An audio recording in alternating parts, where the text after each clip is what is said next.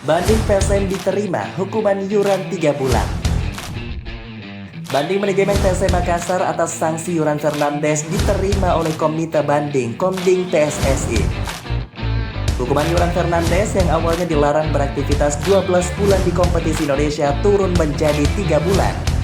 Keputusan Komding PSSI itu dibenarkan oleh salah seorang ofisial PSM pada Sabtu 17 Mei 2025 petang. Sebelumnya diberitakan Komdis PSSI menjatuhkan sanksi 12 bulan larangan beraktivitas di sepak bola Indonesia untuk Kapten PSM Yuran Fernandes.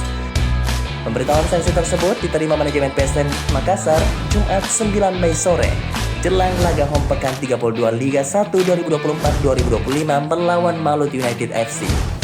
Sanksi yang dijatuhkan Komdis PSSI karena kritik pedas Yuran Fernandes terhadap sepak bola Indonesia setelah PSM kalah 1-3 dari PSS Sleman di Liga 1 2024-2025.